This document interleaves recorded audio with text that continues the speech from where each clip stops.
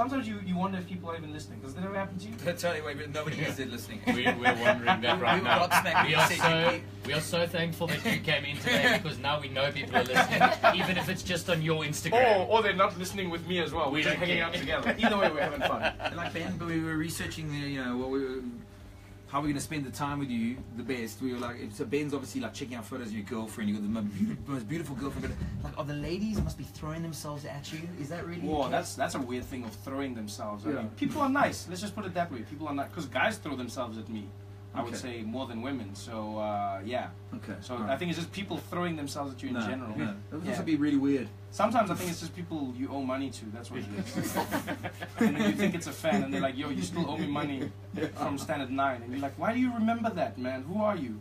So not everyone's your fan. That's something I've had to learn as well. Okay, let's talk about the show.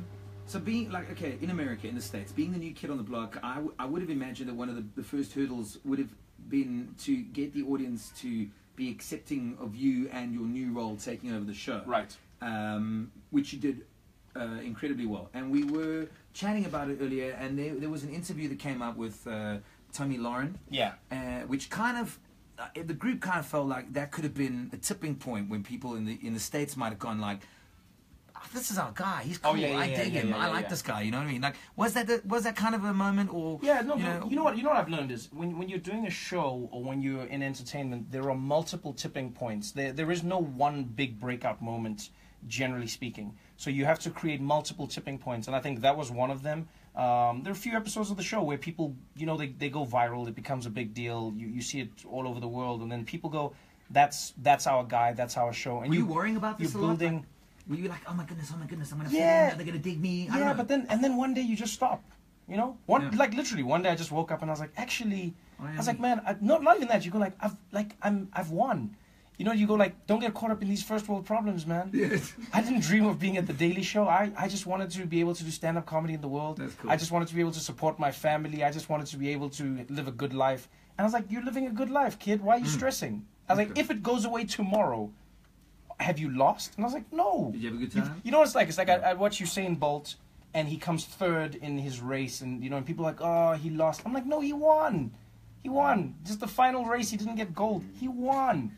You know what I mean? And that's what you have to look at. You go like, don't look at the current result. Look at the overall result, and that's when you start living life.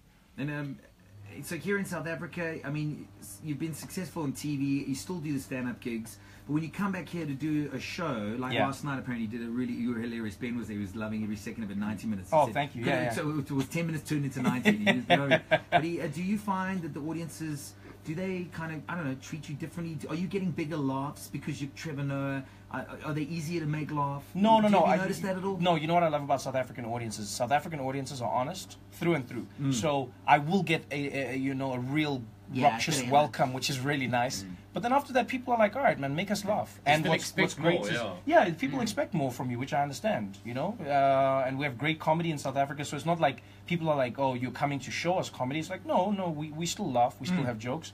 Now show us what you got, and that's what I'm here to do. Okay, and then what's the other thing I wanted to talk to you about? Oh, yeah, competition. So like, jealousy. Yes. In all sorts of industries, jealousy makes people. You see people's real, true colors when they want to be. Human beings can be horrific things, right? So, I mean, remember comedian Loyiso Madinga spoke about a moment that he had in Canada with you, and I think Dave Chappelle was there, and he quoted Judd Apatow and said, the guy said something like, "We do this alone, but we are all together." Right.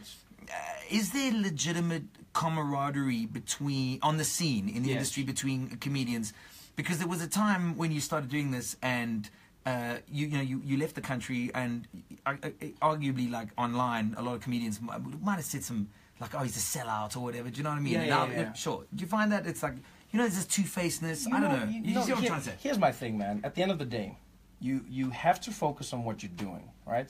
People always think it's not even an entertainment thing. It's in life. In your office, wherever you are right now, you know that there's people out there who are hating on you. Right. There's someone who's going, you don't deserve your promotion. Right. There's someone who's going, you don't deserve to be in the department you're in. It's just life. It's human beings. There are two types of human beings. There are people who are doing, and there's people who are talking about the people who are doing.